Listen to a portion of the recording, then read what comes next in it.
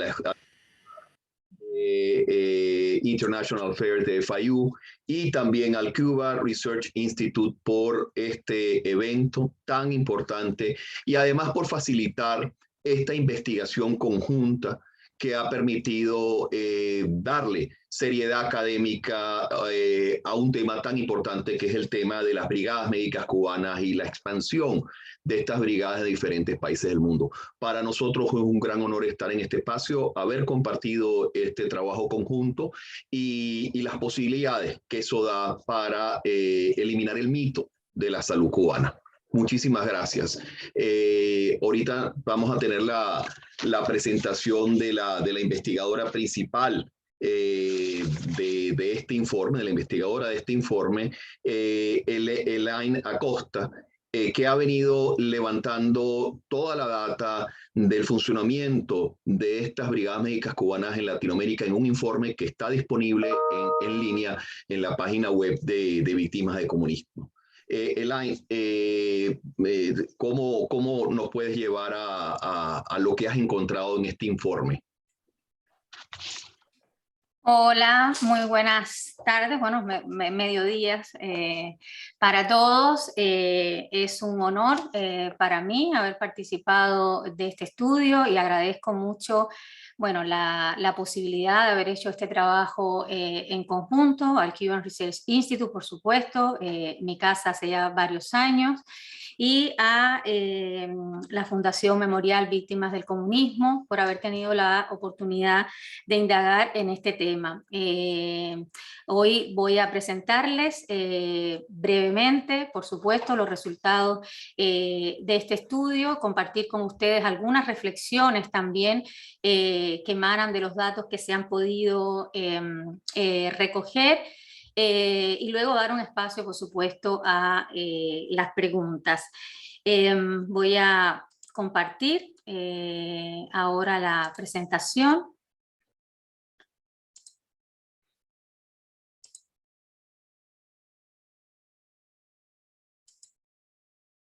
Sí, ahí espero que se vea bien.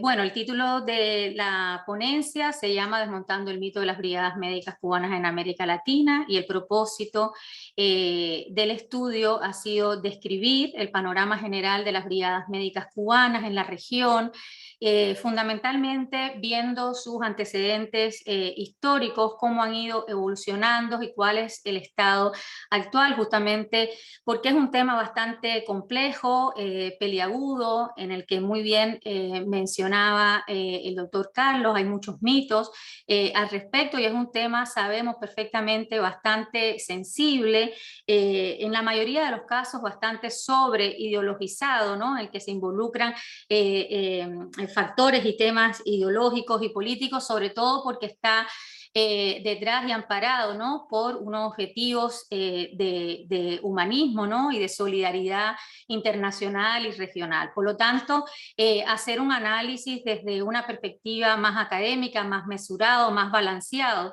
de distintos aspectos y dimensiones es obviamente una tarea bastante compleja, y por eso el propósito de este estudio es, o de esta recogida también, ha sido situarlo en contexto en sus múltiples dimensiones, y nuestro objetivo también es identificar las principales vulneraciones de los derechos a los que están siendo sometidos los colaboradores, las personas, los médicos, el personal de salud en general que participa en estas brigadas, y sugerir una agenda de investigación e incidencia social, en el sentido de poder trabajar, investigar este tema como se investigan otros tantos, y bajarlo, ¿no? De el sitial, no solamente político, donde muchas veces se sitúa la discusión.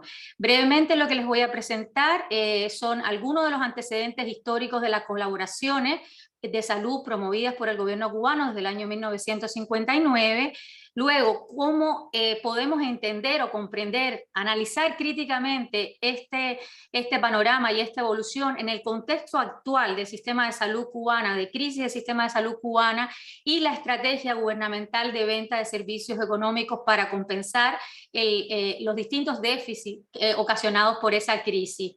En tercer momento, y por eso también decía que desmontar un poco y sacar el análisis solamente de lo político e ideológico y poder analizar los aspectos jurídicos y regulatorios, los administrativos, los relativos a las relaciones internacionales y un aspecto también que me interesa mucho, que son los aspectos sociales y familiares, porque al fin y al cabo estamos hablando de más de 400.000 colaboradores que han participado de estas misiones médicas desde que se crearon, de estas misiones de salud en general, desde que se crearon hasta la fecha. Y por lo tanto hay ahí también impactos a nivel personal y familiar que es importante que consideremos porque al fin y al cabo ellos son los protagonistas de esta historia. Muchas veces se mencionan como protagonistas, pero nos olvidamos de sus relatos, de sus historias y de sus necesidades y aspiraciones. Y finalmente ofrecer algunas recomendaciones y apuntes para una agenda de investigación. Algunas notas metodológicas que siempre es bueno considerar. Insisto en un tema tan complejo como este, en el que creo que es importante decir que muchas veces los datos no están con la disponibilidad que obviamente uno esperaría dentro de una investigación social. Y vamos a ver más adelante por qué, porque una de las características fundamentales con las que el gobierno cubano ha manejado estas misiones y los acuerdos y convenios nacionales e internacionales con los que ha trabajado, obviamente están caracterizadas por el secretismo, por la falta de fiscalización y de accountability en general. Por lo tanto, muchos de esos datos no están disponibles y uno no puede hacer una investigación en condiciones, comillas, normales de lo que se espera para una actividad científica, teniendo en cuenta que muchas de las personas a las que podríamos entrevistar no pueden dar sus testimonios porque forman parte y pueden ser amenazadas, obviamente, por participar.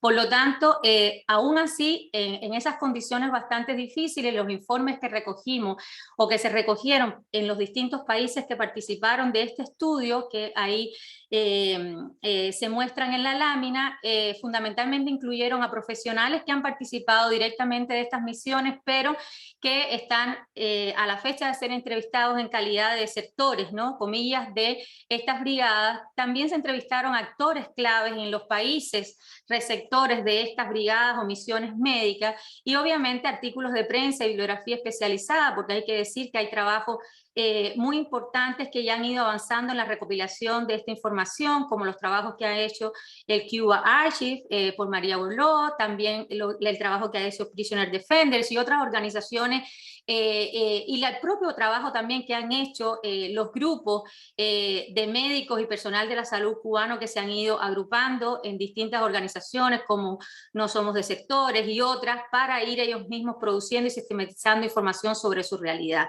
Este fue un informe que fue realizado en el mes de febrero del año 2021, aunque hemos ido ajustando algunos datos.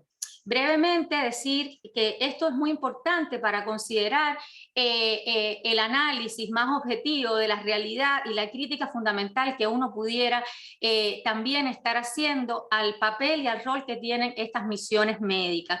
Y tiene que ver con la sostenibilidad o con la crisis más bien de sostenibilidad del sistema de salud cubano en la actualidad. De todos es conocido que es un sistema que está anclado en un modelo de acceso universal gratuito a la salud, pero que autores bastante consagrados en materia de protección social y de salud, como el reciente trabajo de Mesalabo y Díaz Briquet, documentan bastante profusamente que es un sistema que es financieramente insostenible a largo plazo de no hacer correcciones importantes. Y esa insostenibilidad a largo plazo también se ha agravado o se ha agilizado por todas las condiciones y presiones que se le han sumado por la crisis sanitaria de la pandemia, ¿no? Y eso lo hemos visto claramente, sobre todo en este año que corre. Y en ese sentido hemos visto un crecimiento entonces importante y una presencia importante de las exportaciones de los servicios de salud de profesionales cubanos y un conjunto de misiones que durante la pandemia se articularon a distintos países que incluso no habían llegado hasta entonces. Digo esto porque creo que hay tendencias preocupantes y los estudios especializados así lo demuestran dentro del sistema de salud que hacen pensar en que este esquema o esta estrategia de conseguir presentada obviamente solamente como una estrategia de solidaridad y humanismo internacional del sistema de salud cubano. Sin embargo, hacia adentro es cuestionable cuáles son sus impactos en el sistema de salud, porque lo que vemos, según los datos, y en general el comportamiento del sistema de salud es más bien un agravamiento de todas las condiciones generales en que este sistema está funcionando. Agravamiento que tiene que ver con que, pese a que ha aumentado el número de médicos en general disponible, la plantilla de médicos ha aumentado a nivel general en Cuba porque se han ido formando más médicos. Sin embargo, ha disminuido ostensiblemente el total de personal sanitario disponible en Cuba, fundamentalmente con una crisis en el sistema de médicos de la familia.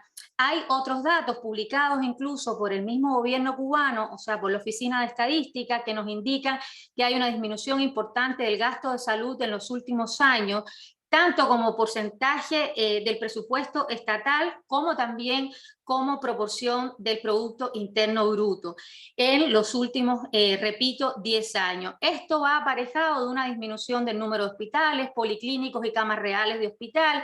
Lo que se ha visto claramente más manifiesto, o visiblemente esto se ha podido ver mejor con la crisis provocada por la pandemia. Hay un déficit importante en las zonas rurales, de hecho muchos de los hospitales que allí estaban disponibles antes han desaparecido, y un deterioro claro y notorio de las instalaciones y los servicios hospitalarios. Y a esto hay que agregarle una tendencia que viene ya en los últimos años de una creciente mercantilización informal de los servicios de salud, que también está o agrava o viene acompañada de una tendencia creciente, digo, de la desigualdad social en Cuba, que hay algunos estudios que también apuntan en esa línea. Y en paralelo, ese contexto, vemos un reforzamiento, una estrategia de reforzamiento de la venta de estos servicios médicos. Por distintos lados y datos, uno puede decir que hoy Cuba, este mapa, de hecho, es un mapa oficial que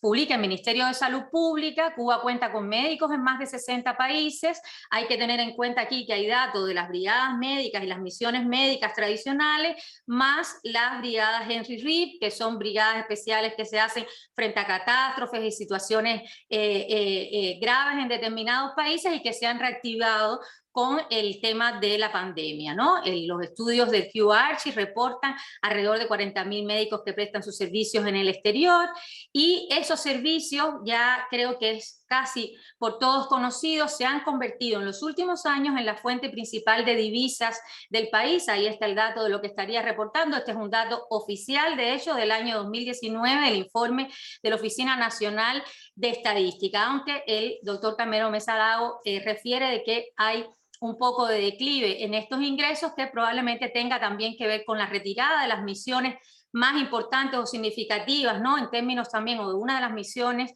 más significativas en términos de volumen del personal de salud. Y estos ingresos representan además el 43% de las exportaciones totales. Por lo tanto, estamos hablando de un fenómeno de altísima magnitud que, como correlato no vemos, o como contradicción no vemos un impacto positivo en la reinversión, ¿no?, de estos recursos hacia por lo menos el sistema de salud cubano, que esa es la gran pregunta también hoy día, y que no solo uno diría que se pudieran reinvertir en el sistema de salud cubano, sino en general en todo el sistema de protección social, que también ha venido en declive. Aquí brevemente, no me voy a detener obviamente en cada año, pero he tratado de hacerles como un mapa general de un recorrido más o menos esquemático, como para que se vean las tendencias fundamentales históricas en cómo se ha ido comportando la evolución de estas colaboraciones en materia de salud. En el año 1960 se reporta el inicio de la participación internacional de las brigadas médicas cubanas con el famoso terremoto en Chile, en la ciudad de Valdivia, y bueno, eso se mantiene como colaboraciones puntuales y específicas en varios países, hasta que en el año 99 comienzan a ampliarse ya de una manera significativa las modalidades de colaboración al introducirse el componente formativo con la creación de esta Escuela Latinoamericana de Medicina. Y viene también el primer acercamiento de la cooperación médica entre Venezuela y Cuba desde la llegada al poder de Hugo Chávez. Eso lo situó como una primera etapa, ¿no? De crecimiento, y luego a partir del año 2000 como una etapa de expansión claramente facilitada por el acuerdo que se firma entre Cuba y Venezuela, conocido también como parte de este convenio petrolero, que es el que permite inmediatamente poder ampliar de una manera significativa el número de colaboradores y por tanto también los ingresos percibidos vía la exportación de profesionales y servicios de salud, con el inicio en el año 2003 de la misión Barrio Adentro y después en el año 2004 con la Operación Milagro, donde se extiende esto a varios países de América Latina y hace que, si ustedes se fijan, pasen de unos pocos 300 colaboradores a más de 10.000 colaboradores en un solo año, ¿no? Con ingresos, como digo, muy significativos. Aquí tenemos entonces, después yo sitúo también un hito importante en el año 2005 con la creación del contingente internacional de médicos especializados Henry Reeve a propósito del huracán Katrina en los Estados Unidos. Esto permite que participen también organismos internacionales como la OMS y la OPS, lo que va de alguna manera también facilitando el camino para lo que posteriormente vamos a ver en el año 2013 con la firma del convenio con la OPS como intermediaria y el gobierno de Brasil y el famoso programa de Mais Médicos, que llegó a tener 18.000 colaboradores, ¿no? Y luego en el año 2020 vemos también como una especie de comillas de relanzamiento, ¿no? De las brigadas médicas cubanas aprovechando la coyuntura de la pandemia. Se reactiva este contingente Henry Reeve, digo reactiva entre comillas porque estaba completamente activado, y en 15 años tenemos que aproximadamente han pasado por ese contingente más de 13.000 colaboradores y han llegado a más de 30 países. Recordemos, recientemente en el discurso que dio Díaz-Canel en las Naciones Unidas reconocía que este contingente en el último, durante la pandemia había prestado colaboración en más de 40 países con 57 brigadas y cerca de 4.900 colaboradores solamente en lo que llevábamos de pandemia. He hecho este recuento histórico de manera que podamos situar el crecimiento y la expansión de la estrategia de crecimiento y expansión de las brigadas médicas en la región.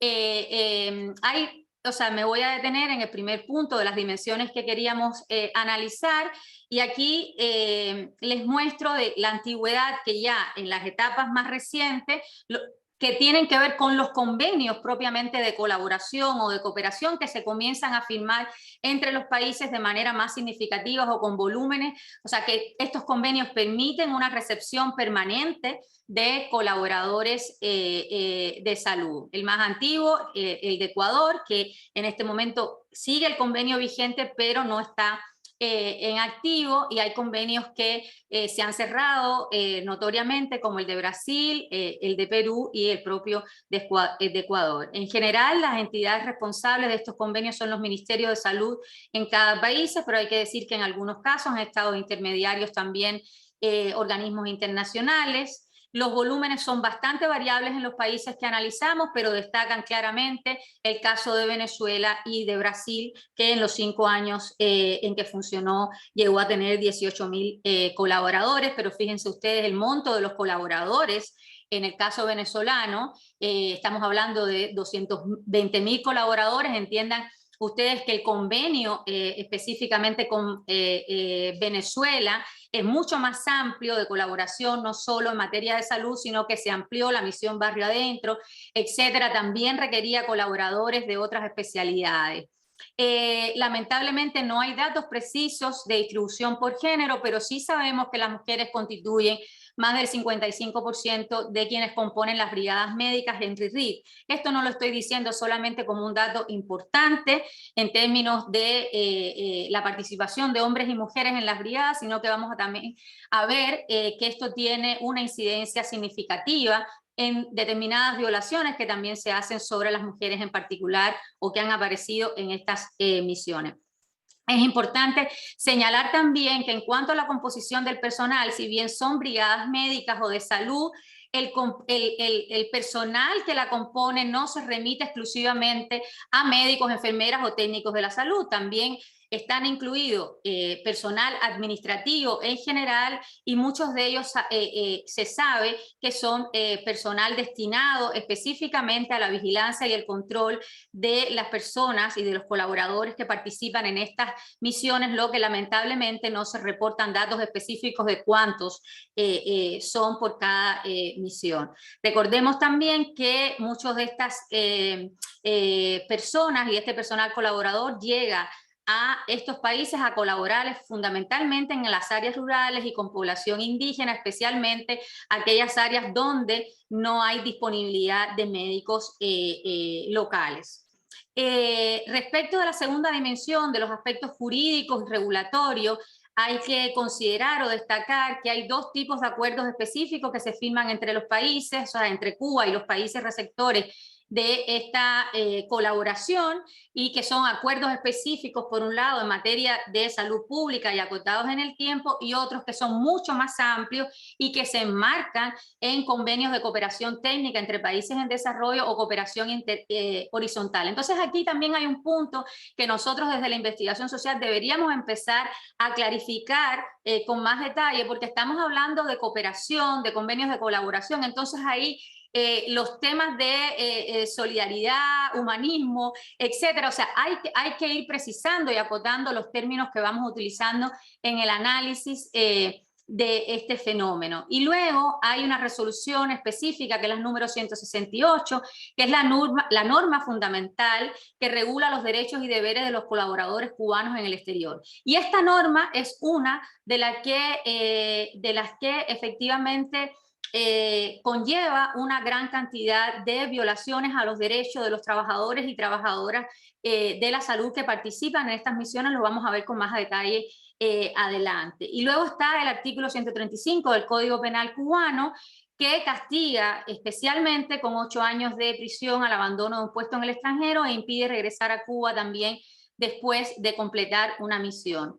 Aquí solamente señalarles, sin entrar en detalles, no voy a tener todo el tiempo para ello, que buena parte de este código, de esta resolución número 168 que les mencionaba, lo que vemos son un conjunto de prácticas que violan estos tratados que les coloco a la derecha y estos artículos y convenciones internacionales. En las misiones nosotros hemos visto y se han presenciado, y hay testimonios importantes y significativos de quienes han desertado de estas misiones, haber sido víctimas de prácticas de reclutamiento coercitivas o engañosas, restricciones arbitrarias, vigilancia constante y medidas disciplinarias, falta de acceso a asesoría legal y a recursos de protección jurídica, en general condiciones de trabajo y de vida inseguras y deficientes, así como lo que califican estos convenios de la OIT como explotación laboral. Se han dado casos de presiones y que están documentadas para alterar estadísticas y datos sobre pacientes, y en algunos casos también por razones políticas, porque está muy vinculado, sobre todo en el caso de Venezuela, a ciertos proyectos políticos e ideológicos que hacen o que someten estas presiones a los trabajadores. Y lo que también es una violación flagrante de los derechos de las personas es la retención o confiscación de la documentación personal, en este caso del pasaporte, y las restricciones de los viajes a los familiares. Ténganse en cuenta que si estamos hablando de personal de cooperación o de colaboración internacional, no debería estar restringido de poder estar acompañado, ¿no?, de sus familias y sus hijos. En cuanto a los aspectos administrativos y presupuestarios, hay que considerar que en buena medida el salario, en un gran porcentaje de estos trabajadores, son retenidos por el gobierno cubano en porcentajes que varían entre el 80 y el 95% del monto. Parte de la compensación, además, que ellos reciben se deposita en una cuenta bancaria en Cuba, que solo es accesible al final de la misión. Todos estos son lo que nosotros llamamos, o se pueden llamar, además de violaciones a los derechos laborales, mecanismos de, obviamente, de presión y de coacción para no abandonar las misiones, porque bien sabemos que buena parte del incentivo, entre comillas, que estos trabajadores y que estos médicos y personal de la salud tendrían para participar de estas misiones tiene que ver con el incentivo económico de mejorar sus condiciones de vida, de ser un sostenimiento a la vida familiar, porque no es un secreto para nadie las condiciones desventajosas que en ese sentido tienen los médicos cubanos en la isla. Luego también recibe un estipendio, o suelen recibir, perdón, un estipendio para gastos en moneda local. Lo que pasa es que en algunos países sencillamente no es suficiente para cubrir sus necesidades básicas. Por lo tanto, muchos de estos colaboradores pasan lo que diríamos en buen cubano, bastante trabajo para su sobrevivencia cotidiana. Y hay que decir que algunos viven en casas obviamente compartidas, con escasa privacidad, bastante monitoreados y controlados, sus horarios o sea, sin poder tener vínculos con los nacionales del país donde se encuentran, controlados en horarios para regresar a sus viviendas o a sus lugares donde están residiendo. O sea, un conjunto de restricciones violatorias de una cantidad de convenios internacionales que vamos a enumerar a continuación. Y luego, desde el punto de vista más de la estrategia gubernamental, hay que decir que el gobierno cubano ha ido creando un conjunto de empresas estatales dedicadas a la exportación de estos servicios profesionales, y en concreto quien se dedica al tema de la salud es esta empresa comercializadora de servicios médicos, que es quien gestiona los contratos de exportación de los trabajadores de salud, y que buena parte de esos trabajadores son trabajadores de la salud quienes involucran estas empresas estatales dedicadas a este rubro. Voy cerrando un poco las dimensiones, me quedan estas dos, los aspectos administrativos y presupuestarios y los aspectos sociales y familiares. Aquí resumo un poco los datos recogidos en los países. Como ustedes ven, en algunos casos hay disponibilidad de los montos anuales, en otros no, en otros solamente el monto acumulado durante el convenio, pero estamos viendo que son cifras significativas de ingresos para el gobierno cubano, de las cuales los colaboradores reciben un porcentaje bastante ínfimo, por un lado, y por otro lado que tampoco podemos ver ni existe transparencia de cómo han sido utilizados o reinvertidos estos ingresos en la protección social cubana o en el sistema de salud cubana. Insisto en que esto es un punto importante en que la ciudadanía cubana tendríamos algo que decir al respecto. Y en ese sentido hemos visto que en paralelo estos servicios se han convertido en la principal fuente de ingreso, más del doble incluso de los ingresos que representa el turismo, que además es un sector que sabemos que en cuanto a inversión es bastante o mucho más costoso que el envío de estas brigadas médicas. Y, perdón.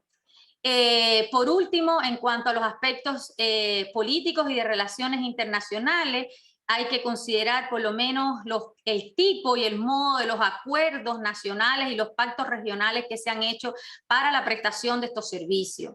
O sea, y aquí hay una crítica bastante fuerte que tiene que existir tanto a los gobiernos como a la comunidad internacional, que son convenios que no pueden seguir siendo caracterizados por este alto nivel de secretismo, por la falta de transparencia en la información, por la escasa participación de los distintos actores sociales, tanto cubanos como de los países de destino, donde podemos incluir desde el poder legislativo hasta los gremios profesionales directamente involucrados, que son justamente los que mencionan el tercer punto, los que han hecho un conjunto de objeciones y críticas, ¿no?, en sus países de orígenes, porque obviamente las condiciones en las que se han creado estos convenios han generado un conjunto de desigualdades en el ejercicio de la profesión entre los profesionales cubanos y los técnicos cubanos y los nacionales del país donde ellos prestan los servicios. Luego hay un conjunto también de condiciones exigidas por el gobierno cubano a los gobiernos receptores que son cuestionables, sobre todo, por ejemplo,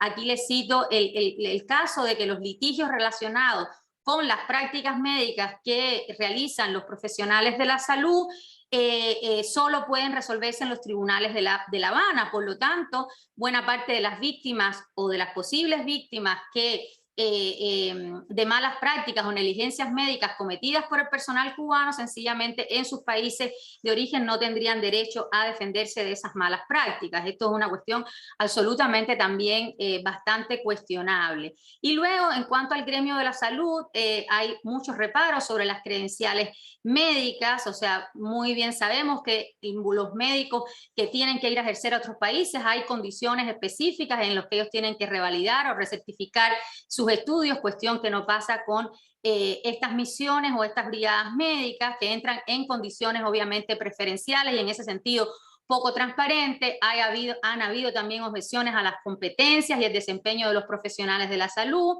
y también sobre los usos políticos de las mismas. Y por lo tanto, condiciones preferenciales que generan un conjunto de tensiones políticas al interior de los sistemas de salud de los países que acogen estas brigadas y sus distintas misiones, ¿no? Y por último, los aspectos laborales y familiares.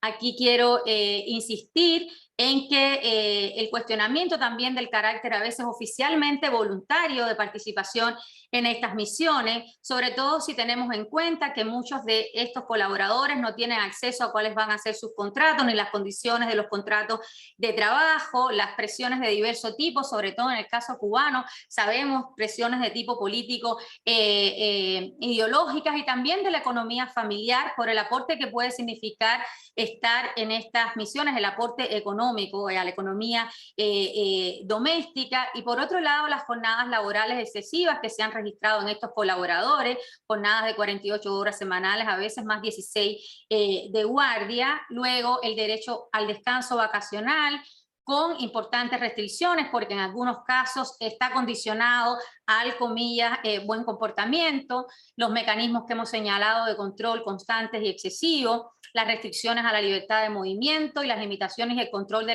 la privacidad, incluidas las comunicaciones familiares. Aquí también creo que es importante destacar los impactos de la separación familiar. Muchos de estos colaboradores, todos deben dejar a sus familias obviamente en Cuba, los desertores obviamente no pueden regresar tras un periodo bastante prolongado, y el impacto emocional que tiene esto en la familia, sobre todo si tenemos en cuenta que son brigadas altamente feminizadas, ¿no? Y que muchos de los hijos quedan en Cuba mientras se ejercen laboralmente estas misiones. Después se han registrado, y esto es una cuestión importante, situaciones de acoso sexual de mujeres, de colaboradoras, de doctoras y personal de la salud sin poder realizar las denuncias, las que hemos conocido a través de los medios y a través de otros organismos internacionales. No han podido obviamente vehiculizarse a través de las instancias internas que tienen estas brigadas, por el contrario, han sido más bien vedadas, ¿no? De poder realizar, no consideradas, y y también observamos poca claridad sobre la situación en general de salud del personal colaborador, sobre todo en el caso de los fallecimientos.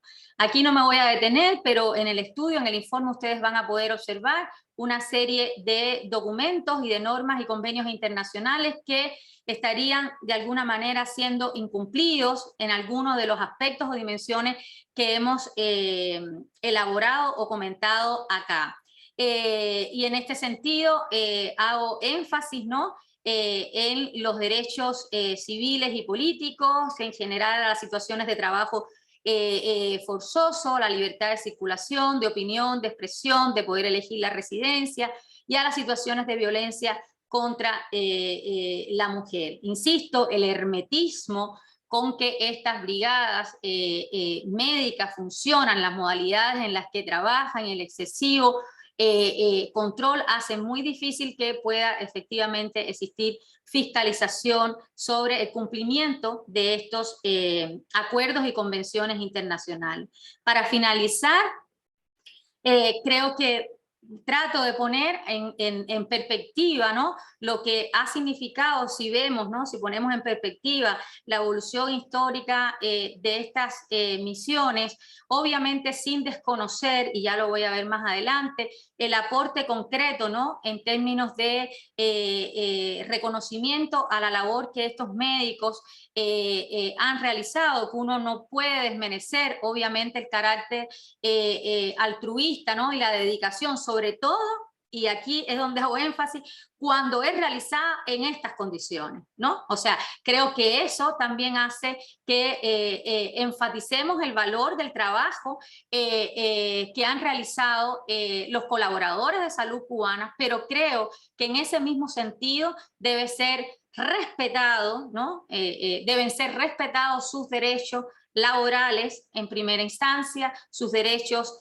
civiles, sus derechos políticos. Son trabajadores con independencia de que estén realizando una labor humanitaria, pero son trabajadores, son seres humanos que tienen derechos y que no pueden estar sometidos a un conjunto de presiones, ¿no? Y de violaciones a condiciones de trabajo y de vida digna en pos de ciertos objetivos políticos, ideológicos e incluso económicos, ya lo hemos visto, del gobierno cubano. En ese sentido tenemos que poner críticamente en perspectiva la labor y el impacto de estas misiones. Yo insisto y vuelvo a reiterar, también en paralelo a la profundización de la crisis económica y sistémica de la sociedad cubana. O sea, ¿cómo podemos, y con la pregunta también es, cómo puede traducirse esta creciente, ¿no? Vía de ingresos económicos en efectivamente un mejoramiento de las condiciones de vida de los cubanos y cubanas, en particular de su sistema de salud? ¿Permitirá esta estrategia del gobierno cubano efectivamente hacer sostenible el sistema de salud cubano? ¿Cómo podemos también plantearnos que esta presencia o este objetivo político y simbólico hacia el interior, hacia el exterior y de reproducción ideológica interna no siga siendo también un objeto de una cierta manipulación que haga que efectivamente las condiciones en las que estos trabajadores y trabajadoras se encuentran no pueda ser cuestionable? Digo, son preguntas que creo que surgen a raíz de los datos que hemos mostrado. Insisto en reconocer esto, no desmerece para nada realizar esta crítica, realizar estas objeciones, condenar lo que aquí se ha estado diciendo en materia de violación de ciertos derechos, no desmerita para nada la contribución que han realizado los miles de colaboradores cubanos en dichas misiones, pero los cubanos tenemos que acostumbrarnos que independientemente de eso, hay aquí que reconocer que ha habido y sigue habiendo un trato desigual e injusto en la compensación económica que reciben quienes son los protagonistas de estas misiones, ¿ya? Y un uso, por lo tanto, poco transparente de esos ingresos, un uso económico, ya es conocido, es el principal renglón de los ingresos del país, versus, continúa diciéndolo, recién lo decía y lo reiteraba Díaz-Canel en el discurso de las Naciones Unidas, una presentación solamente con fines humanitarios, cuestión que obviamente estos datos de alguna manera por lo menos pondrían en pregunta, ¿no? O bajo pregunta, los usos obviamente con fines de influencia política en el ámbito internacional y de su impacto en la región. Los propios informes y reportes del Ministerio de Salud han dicho que muchos países han conocido a Cuba a través de su sistema de salud. Entonces la pregunta aquí sería solamente como una especie de servicio de salud con fines altruistas o también de otro tipo de incidencia. Y por otro lado, la inexistencia de claridad y de transparencia, insisto, ya lo he mencionado a lo largo de la presentación, en la reinvención de los recursos que se obtienen a través de la venta de estos servicios. Por lo tanto, hay que considerar aquí, y con esto termino, que la legislación cubana no prohíbe explícitamente la trata de trabajadores como se define en el derecho internacional y tampoco, frente a observaciones que se han hecho por las relatoras especiales de las Naciones Unidas, tampoco se han realizado enmiendas al Código Penal que permitan actualizarlo según los estándares del derecho internacional sobre la trata de personas. Por lo tanto, la mayoría de los informes y las investigaciones previas y también como lo califica diversas organizaciones internacionales hablan de que estas violaciones cometidas que hemos comentado acá calificarían como un esquema de tráfico humano y de trabajo forzoso organizado por el Estado cubano en complicidad o en colaboración con otros estados de la región y organismos internacionales. Y por lo tanto, esto sencillamente requiere de una revisión, de una condena, de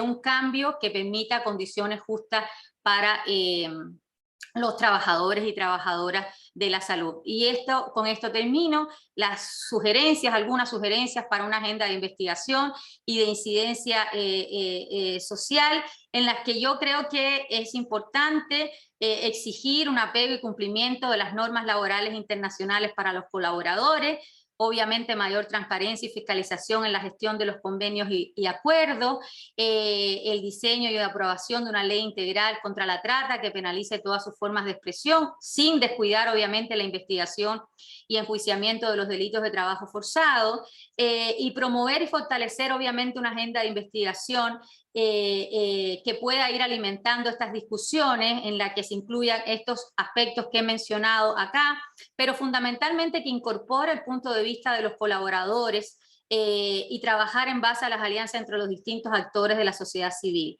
¿No? No hay que olvidar, y por eso aquí pongo al final las fotos de quienes se han organizado de manera valiente en este grupo de no más desertores y han hecho hacer valer y hacer escuchar sus voces frente a las violaciones que consideran que se han cometido en contra de ellos. Así que bueno, les agradezco la paciencia, haberme escuchado. Aquí les dejo disponible el link al informe, la versión en español que va a estar disponible en la página web de la Fundación Memorial para las Víctimas del Comunismo, y también cuando esté disponible esta presentación a través del Cuban Research Institute. Muchas gracias.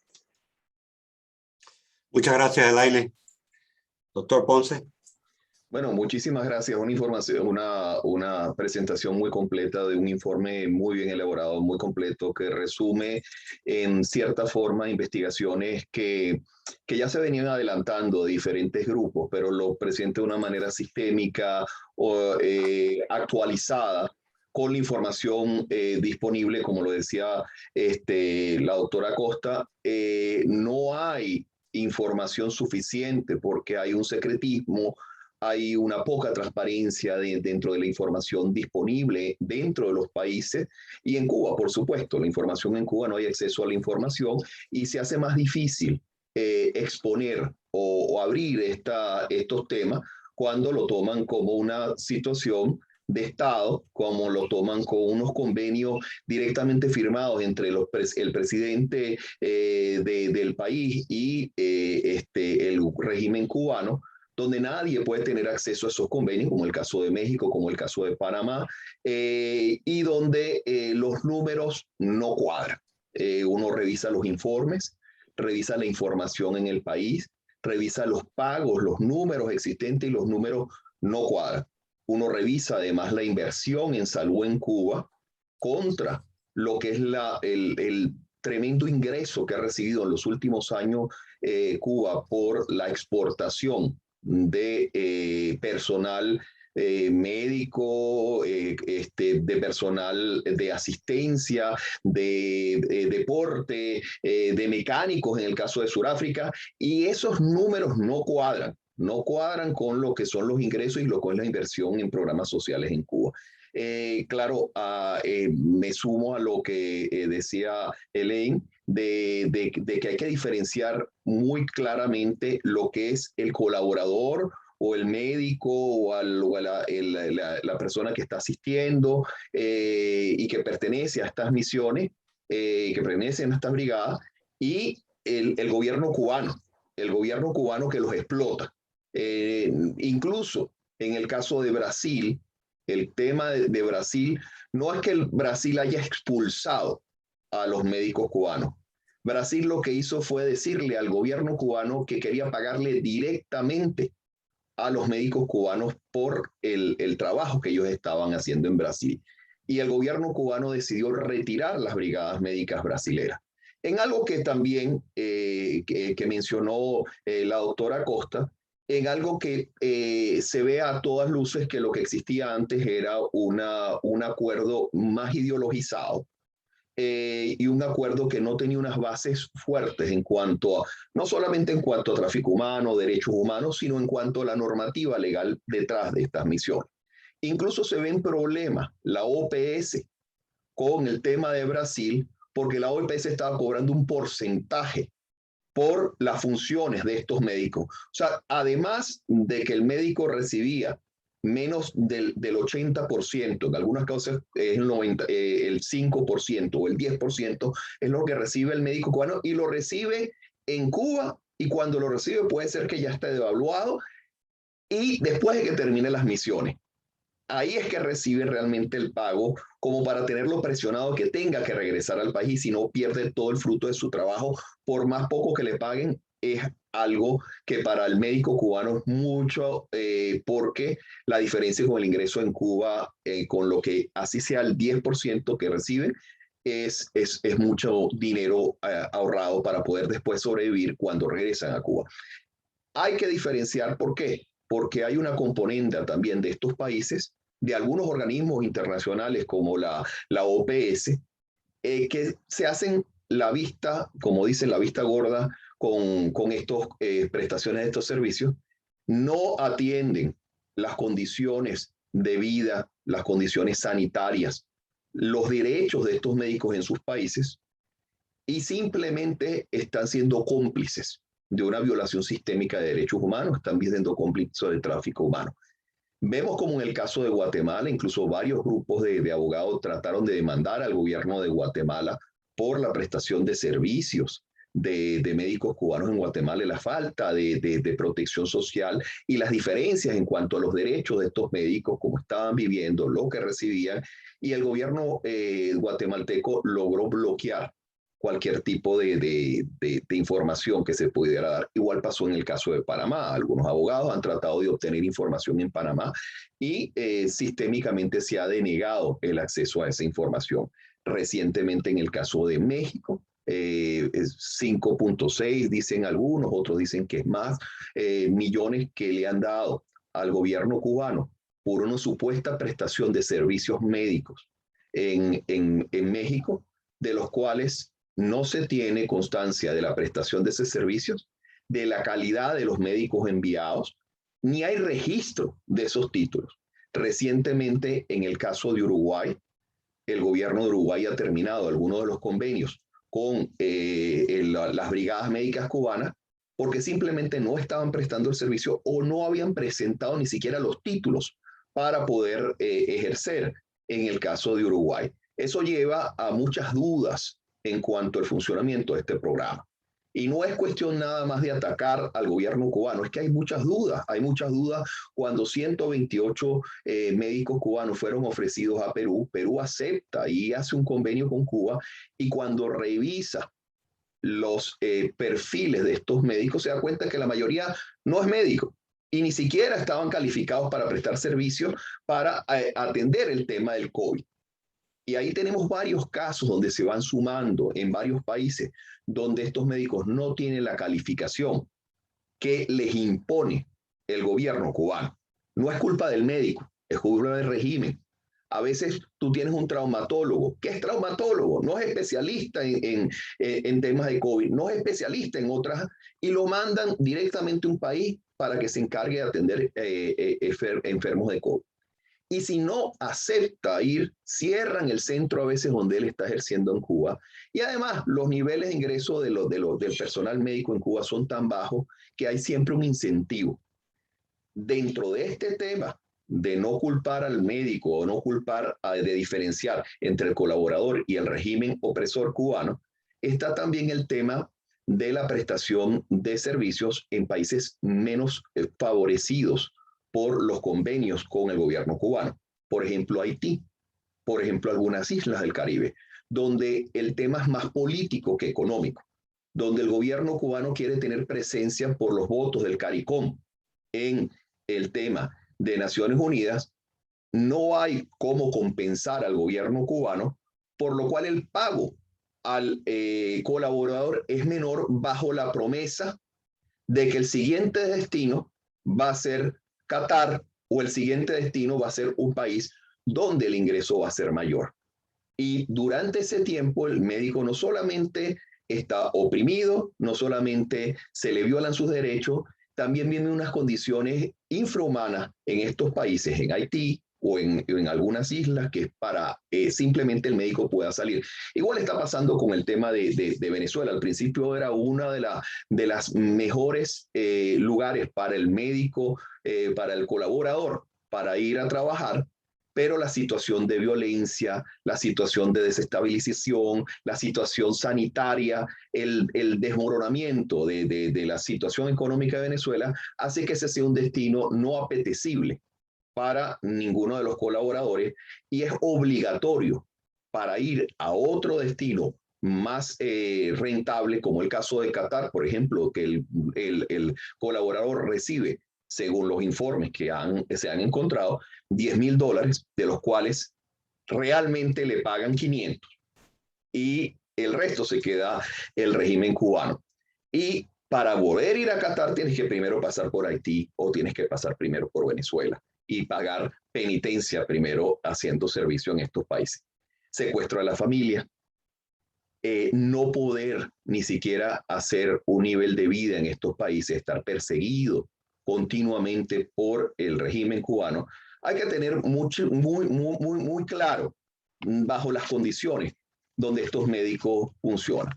Y no es nada más este informe de la doctora Costa que está trayendo eso a la luz pública. Son los informes del Departamento de Estado sobre tráfico humano. Son informes directamente presentados por diferentes investigadores, como Javier Larrondo de Cuban Prisoner Defender, informes del Global Liberty Alliance, Hugo Hacha también con la Fundación de Derechos Humanos de Cuba, la Outreach Aid to the Americas también con los informes que ha elaborado. Hay diferentes investigadores, diferentes grupos que vienen haciendo investigaciones. Hay investigaciones directas en algunos países donde han operado estas misiones, como en el caso de Ecuador, que han encontrado cómo esas misiones no tenían asidero real en cuanto al derecho ecuatoriano y cómo parte de la misión era simplemente un servicio de espionaje o un servicio político que se estaba prestando. Y cómo muchos de los médicos no eran médicos. Mismo caso en Bolivia. Entonces, los casos donde ha habido acceso a la información, en esos casos se han encontrado todos estos elementos de abuso, todos los elementos de corrupción por parte del gobierno cubano y de ideologías por detrás de estas misiones cubanas. Estas misiones terminan entrando en los gobiernos con acuerdos fuertes con el régimen cubano, con gobiernos que tradicionalmente han llevado una relación con este gobierno cubano, gobiernos que fácilmente dentro de las corrupciones internas pueden permitirse que se den estos acuerdos de colaboración y que benefician al final, como hemos visto en los números, benefician es al régimen cubano con los ingresos extraordinarios que viene recibiendo para algo que no es humanitario, son netamente profit ideológicos. O sea, simplemente este gobierno recibe gran parte de estos médicos, pero no solamente del ingreso de los médicos. Acordémonos de que estos médicos también están obligados por declaraciones de estos mismos médicos a vender servicios adicionales, a vender medicinas cubanas, a vender otros servicios que pueden dar, a presentarse como ejemplo dentro de los gobiernos donde facilitan su servicio para convencerlos de que tienen que importar las medicinas cubanas y recetar esas medicinas así no las necesite el paciente. Los casos que ellos muestran en las cifras en diferentes países que se han obtenido no son datos serios. Cuando uno suma los números presentados por los mismos, como en el caso de Guatemala, como en el caso de Brasil, o en el caso de Ecuador, en el caso de Honduras, que llevaron 17 médicos, los números no cuadran de la cantidad de pacientes atendidos con el número de médicos que están operando en esos países. Son datos inflados. El otro problema que tiene es que esos ingresos no incluyen también el funcionamiento de la Escuela de Medicina en Cuba, donde varios países pobres, como el caso de Honduras, como el caso de Guatemala, mandan a sus médicos a que sean mal entrenados en Cuba. ¿Por qué mal entrenados en Cuba? Porque Cuba no muestra los primeros niveles en cuanto a las facilidades para prestar servicios sanitarios, servicios de salud en Cuba. Mal puede entrenar a otros médicos de otros países para que logren un proceso de formación. Y como se ha visto con algunos países africanos que han enviado sus estudiantes a Cuba, luego el régimen simplemente los ignora y les hace un trabajo menos favorecido. Entonces vemos que esto, yo no me voy a extender mucho para que tengamos tiempo para las preguntas. Hay un tema del explotado cubano, que además no puede desertar. Si deserta, puede ser sancionado con penas de prisión y su familia es retenida para hacerle imposible que se pueda salir de este sistema opresor. Muchos de ellos, lo que se han logrado salir después de varios años, es que logran sacar a su familia de Cuba. Se les enferma la familia, no logran ver a la familia. Es un tema humano dentro de este tema de los médicos cubanos, que creo que es un tema que hay que atender, que es un tema que hay que darle seguimiento, porque una de las mayores violaciones sistémicas de derechos humanos en cuanto a tráfico humano por parte de este gobierno cubano, y es algo que yo comparto con la doctora Acosta. Todavía hay que seguir investigando, buscando mayor información y logrando exponer esto ante la comunidad internacional y dándole herramientas a los médicos. Los que estamos en esto no estamos buscando que expulsen a los médicos de los países, y yo creo que eso es un gran error. Se está buscando que los traten como seres humanos, que le den las mismas condiciones que tienen otras personas, que el ciudadano cubano no sea una persona de quinto nivel para otros países, y que haya un trato igualitario en cuanto a los médicos de estos países con las condiciones que supuestamente económicas le dan al médico cubano. Si esas son las condiciones que le van a dar al médico cubano, el Estado cubano tiene que darle esos ingresos al médico cubano. Si son los $10.000 de Qatar, esos $10.000 deberían entrar por lo menos en el 80% al médico cubano y no un 5 o un 10%. El proceso debería ser a la inversa y el gobierno cubano debería mostrar la reinversión de esos recursos. Muchísimas gracias. Muchas gracias, Carlos. Vamos ahora a pasar a la sección de preguntas y respuestas. Y voy a empezar preguntándole a Laine una pregunta importante, creo, para entender la historia de estas brigadas médicas. Laine, ¿tienes idea de cuándo estas brigadas que empezaron tan temprano con la llegada de Fidel Castro al poder pasaron de ser una maniobra de relaciones públicas disfrazada de altruismo y se convirtieron ya abiertamente en un negocio multimillonario para el gobierno cubano? A ver, yo creo que si seguimos más o menos la cronología que pude ir reconstruyendo, yo situaría ese momento en aproximadamente a finales del año, en el año 99, principio del 2000, creo que ahí es el gran cambio de estrategia, tanto a nivel de alcance político ideológico, como una oportunidad obviamente de alianzas estratégicas en ese nivel con el gobierno de Venezuela, como también en una ampliación y profundización de las posibles ventajas, ¿no? Económicas que este convenio de colaboración, que inicialmente se conoce también como el convenio petrolero, y si nosotros no calzamos a lo mejor ese periodo con el de relativa bonanza que más o menos experimentó Cuba durante esa fecha, es coincidente, ¿no? Que algún impacto obviamente en la recuperación, pongo siempre comillas porque creo yo que es una recuperación relativa, pero una cierta recuperación relativa de la economía y las condiciones en general de la economía cubana que estaban saliendo, ¿no?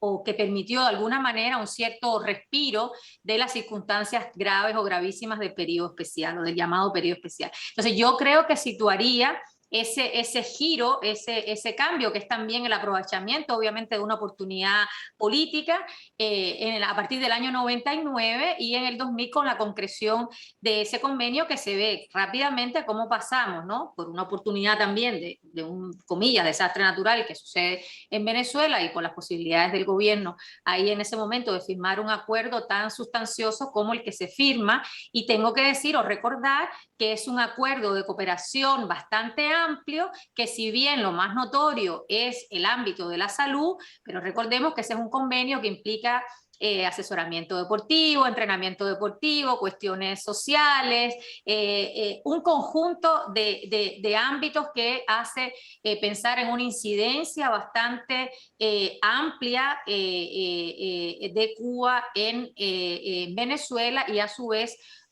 una recepción de cuantiosas beneficios económicos en este que se conoce también como el convenio petrolero. Ahí las cifras son astronómicas, casi a veces impronunciables, ¿no?, en términos numéricos. Y recordemos también que este convenio se amplía, ¿no?, unos años después, si mal no recuerdo, 2005 aproximadamente, y entonces yo diría que ahí yo situaría, digamos, este giro y esta estrategia de ver a partir de ese convenio, que después viene la Operación Milagro y se extiende, ¿no?, en conjunto con el ALBA, ¿no?, se extiende y la oportunidad también de los gobiernos de izquierda de la región de poder tener una incidencia mayor y de poder entonces convertir esto en una estrategia digamos, más sólida, más potente del gobierno cubano, tanto en términos políticos e ideológicos como en términos de ingresos económicos. Yo lo situaría por lo menos ahí. Otros podrían tener otra opinión, pero creo que ahí es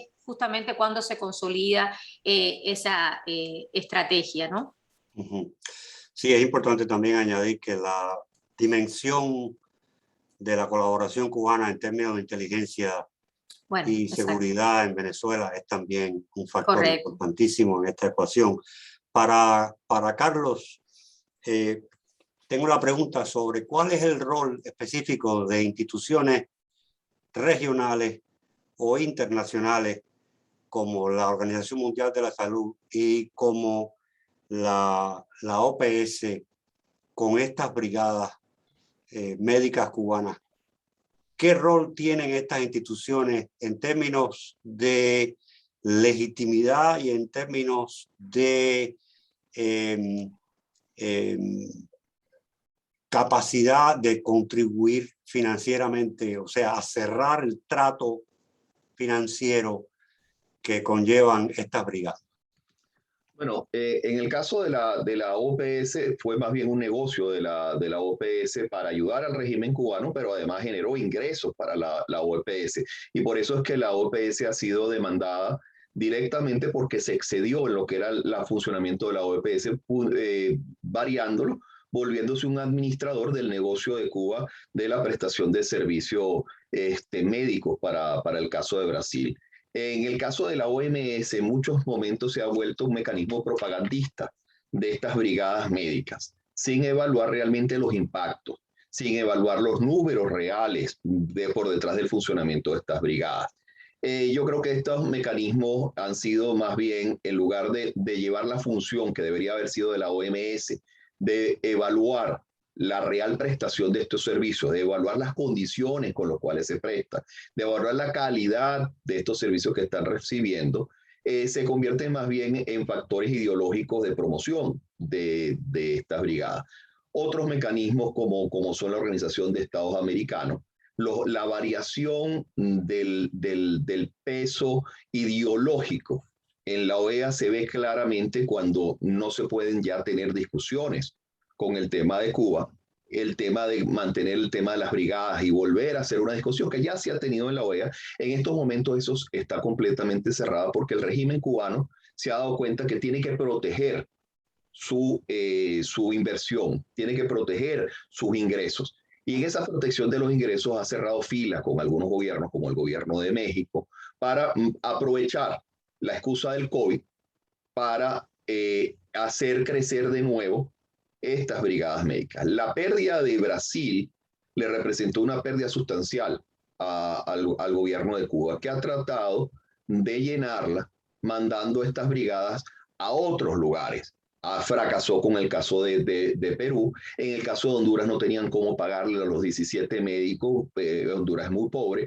Bolivia no tiene con qué pagarle porque en un momento Venezuela se convirtió no solamente en un factor de ser el usuario de estos servicios, sino también financiar el funcionamiento de la misión Milagro y otras misiones en otros países. En Haití, en Bolivia, la entrada de ellos iba acompañada por un financiamiento directamente del gobierno de Venezuela. Cuando ya el gobierno de Venezuela no puede continuar esa expansión a otros países, se ve obligado el gobierno cubano, como hizo en el caso de Bolivia, de cobrarle directamente al gobierno cubano, y es cuando venimos esas diferencias grandes en cuanto a la prestación de los servicios que ya forman parte del gasto de esos gobiernos hacia el gobierno cubano.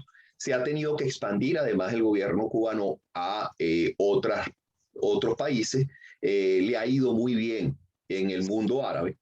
Y bueno, ha seguido expandiéndose en eso, y la pura propaganda es lo que al final tenemos de estos organismos internacionales.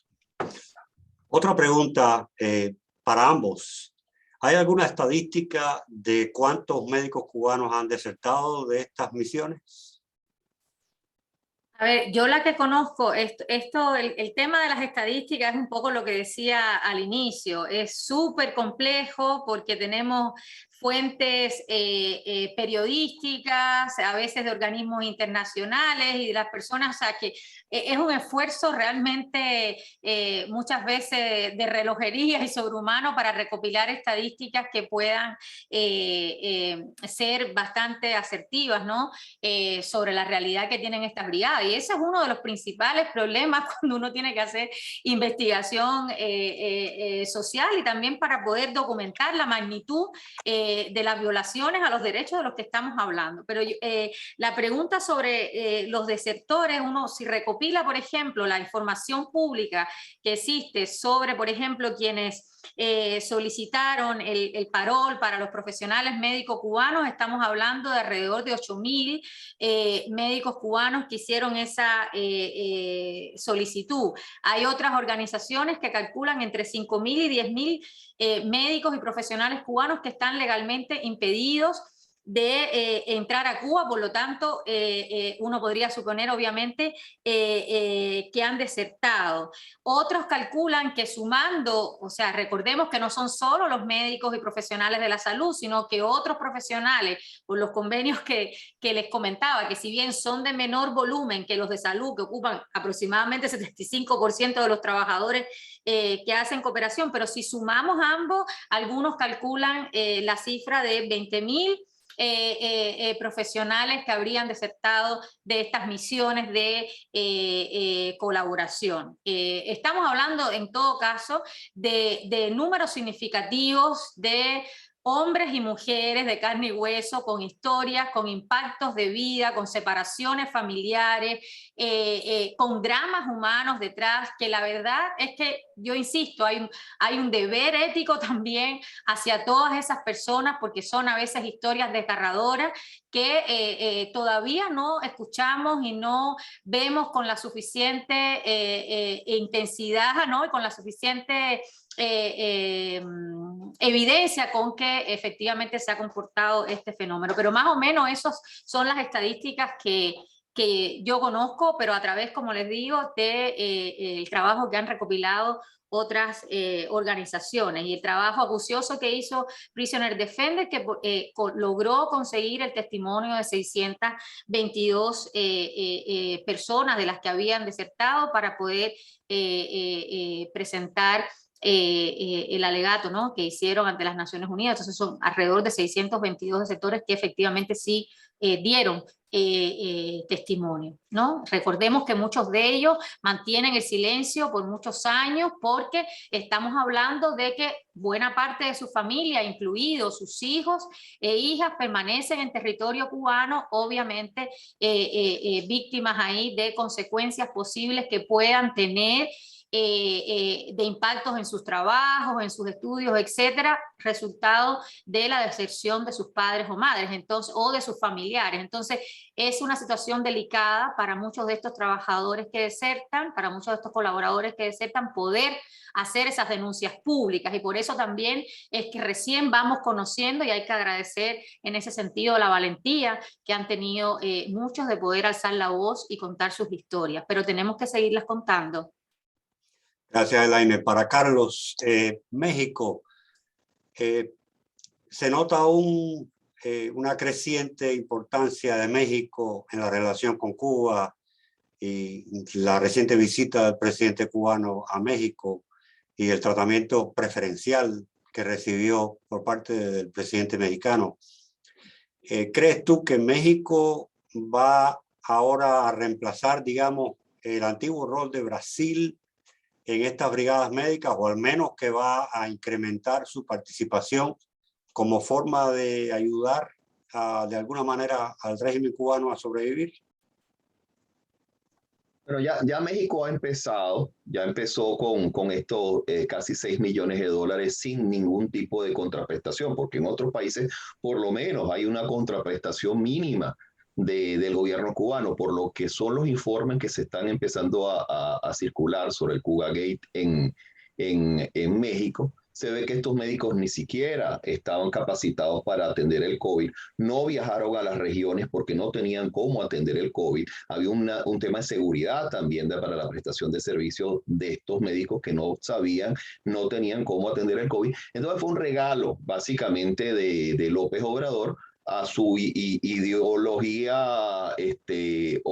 olvidada en el tiempo, que se pensaba que no iba a pasar a algunas personas, que no iba a haber ese tratamiento preferencial, pero muchos que venimos trabajando el tema de Cuba por muchos años, estamos seguros que eso es así. Yo llamo al gobierno cubano los fenicios del Caribe, que ellos están todo el tiempo buscando cómo comercializar, cómo vender lo que puedan vender, cómo aprovecharse de lo que puedan aprovecharse. Y obviamente ahora, en el tema de asistencia a Cuba, vemos que el primer país que sale a apoyar a Cuba después de las protestas de julio fue México. El primer país que trata de lavarle la cara política a Cuba fue el gobierno de López Obrador de México. Un país que le es capaz de regalarle primero 6 millones de dólares a Cuba, probando un poquito las aguas. No sabemos qué va a pasar ahora también dentro de los gobiernos de los estados de México, de los gobiernos de las regiones en México, cuáles convenios van a empezar a prosperar para Cuba y qué otras formas, porque el viaje de Díaz-Canel a Cuba no fue un viaje político de Díaz-Canel como quieren hacerlo ver nada más, fue un viaje también económico. Acompañando a Díaz-Canel estaban las mayores figuras de las empresas que operan bajo el gobierno, obviamente en Cuba, para ir a hacer negocios en México. Yo no me queda duda que Cuba empezará a darles asesoría ficticias a México, va a empezar a prestar servicios también de educación, va a prestar servicios también de mecánicos, va a exportar. Lo único que le queda a Cuba para exportar, que su gente la está exportando efectivamente desde el 99, generando gran parte del ingreso de Cuba. Cuba ya no tiene otra cosa que exportar, así que veremos que eso va a seguir creciendo en México. Gracias, Carlos. Es importante notar que el general Luis Alberto Rodríguez López Calleja, que es quien maneja la mayor proporción de la economía cubana, fue uno de los acompañantes de Díaz-Canel el viaje a México. Así que eso es una seña de por dónde van las cosas. Elaine, ¿podrías brevemente, porque nos queda poco tiempo, hablarnos un poquito sobre el impacto no esperado o no considerado de estas brigadas sobre la salud pública de los cubanos dentro de la isla? Usando el ejemplo de lo que está sucediendo ahora mismo con la pandemia, resulta que Cuba tiene ahora la mayor incidencia de infección y mortalidad en América Latina. Y es una contradicción clara entre el viejo reclamo de la Revolución Cubana de que tienen el mejor sistema de salud, de que son una potencia médica, y una dimensión que nos ha presentado uno de nuestros oyentes, que es el impacto que ha tenido este negocio de las brigadas médicas en la calidad de la enseñanza médica en Cuba. Si puedes hablar un poquito sobre ese tema. Yo estaba mirando también esa pregunta, me pareció muy interesante. La verdad que es una dimensión que no está suficientemente reflejada tal vez en el informe, y es parte de lo que efectivamente tendríamos también como una nueva veta de investigación, porque hay algunas evidencias que pueden suponer obviamente un deterioro importante de la calidad de la formación de los nuevos profesionales de la salud en Cuba. O sea, es de suponer que el ejercicio sostenido, estamos hablando ya de 20 años, ¿no? De una estrategia masiva de exportación de servicios profesionales de salud y una estrategia masiva de estadía por largos periodos, ¿no? De profesionales cubanos. Eso obviamente va a tener un impacto no solo en la disposición y el acceso a los servicios. Yo mencionaba al inicio que el médico, la institución, comillas, del médico de la familia ha sido uno de los servicios más afectados por la exportación de los servicios médicos profesionales, o lo que uno pudiera leer como una de las mayores afectaciones, porque buena parte de los médicos de la familia han ido a prestar servicios en estas misiones, restando obviamente la disponibilidad de estas personas en Cuba. Eso tiene que haber incidido obviamente en la formación, porque buena parte de estos médicos prestan también servicios de docencia, de investigación, y muchos de ellos marcharán a estas misiones por las distintas razones que deban marchar, que creo que eso también es otra área a explorar, a investigar. Tenemos que conocer obviamente más las motivaciones, las razones, los sentidos, los significados que tienen para los profesionales de la salud, que sabemos que también han sido formados en un determinado, ¿no? Modelo, el significado que tiene haber participado en esto. Entonces yo creo que tiene impactos en la formación, tiene impactos en el sistema de salud en su conjunto, ya sea en la disponibilidad de personal, porque mucho del personal técnico también ha salido a estas misiones, en la calidad de la atención. En algunos casos hemos sabido, o en muchos casos hemos sabido, que ese personal ha sido reemplazado por otros que están en formación, que justamente vienen de la Escuela Latinoamericana de Medicina. Entonces nosotros tenemos personal médico ya formado y con más experiencia haciendo servicios fuera de Cuba, mientras que la población cubana tiene que recibir entonces los servicios de personal con menos formación, con menos experiencia, y que proceden de otros países. Entonces es una especie de sinsentido un poco complejo, pero yo diría que el impacto es tremendo y no hay una correlación adecuada entre los ingresos recibidos, entre todo ese esfuerzo mayúsculo en envío masivo de personal médico versus la reinversión de esos recursos en un mejoramiento del sistema de salud cubano. Si nosotros hubiéramos visto, o sea, antes bien lo que hemos visto es un deterioro significativo con los indicadores que yo les mostré, y si no se pueden ir al trabajo bien documentado y excesivamente exquisito en datos de el profesor Carmelo Mesa Lago y Sergio Díaz Briquet, recientemente publicado. Ahí hay bastante información suficiente que muestra en el fondo ese deterioro del que yo les he estado comentando acá. Entonces, no hay una relación. Si nosotros hubiéramos visto una leve mejoría, uno pudiera decir, bueno, ha repercutido positivamente esta estrategia en un mejoramiento de las condiciones del sistema de salud o en un mejoramiento de las condiciones de vida del pueblo cubano. En ese sentido, uno pudiera decir, bueno, ha sido exitosa, pero creo que más bien aquí solo podemos ver que sí, que se han recibido más ingresos, pero que no sabemos en qué se han utilizado, ¿no? Y uno pudiera especular, de hecho, que muchos de esos ingresos han ido o se han derivado hacia otros sectores que no son precisamente el sector de la salud. Hemos visto inversiones cuantiosas en rubros como control, represión policial, etcétera, etcétera, y no hemos visto ese mismo. Y en el propio turismo, una reinversión, o sea, una montos de inversión significativos en el medio de la pandemia, cuando por el otro lado vemos un deterioro significativo de las instalaciones de salud, tanto a nivel hospitalario como al nivel de la atención primaria.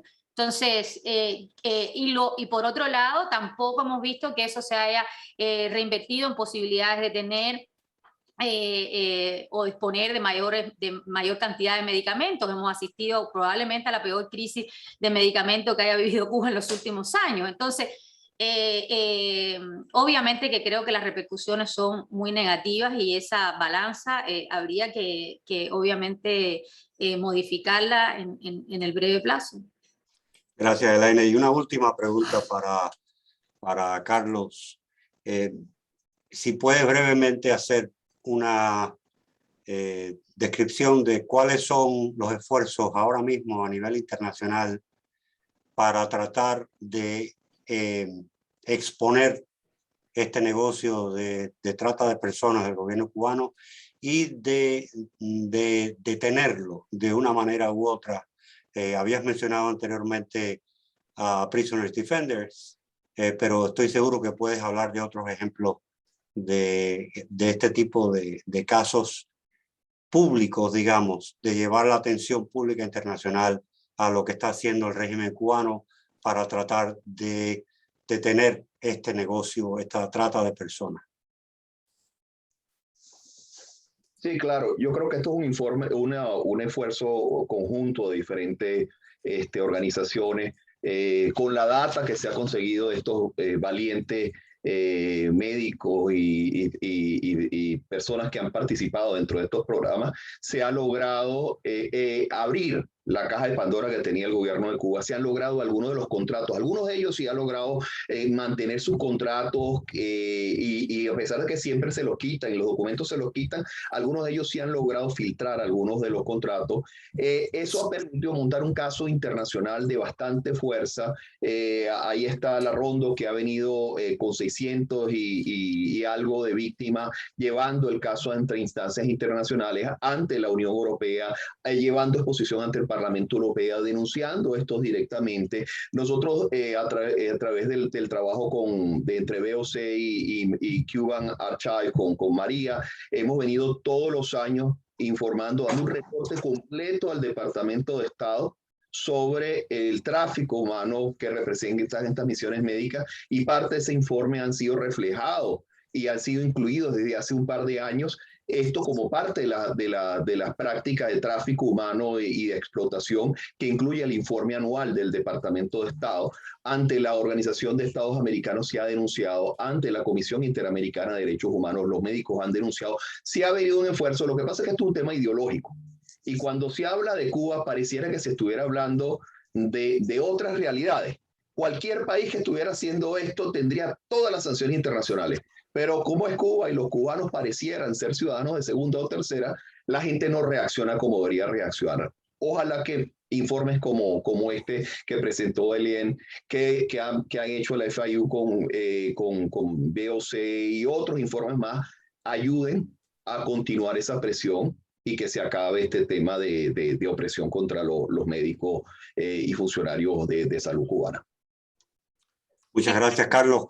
Vamos a terminar entonces en la programación de hoy. Quiero darle las gracias a todos los que nos han estado viendo y escuchando, a todos los que han hecho preguntas y especialmente a nuestros dos presentadores de hoy, a la doctora Elaine Acosta, al doctor Carlos Ponce, por sus presentaciones, por sus aclaraciones, y esperamos verlos a todos pronto en otro de nuestros eventos que siguen llegando. Muchas gracias, que tengan muy buen día. Gracias a ustedes.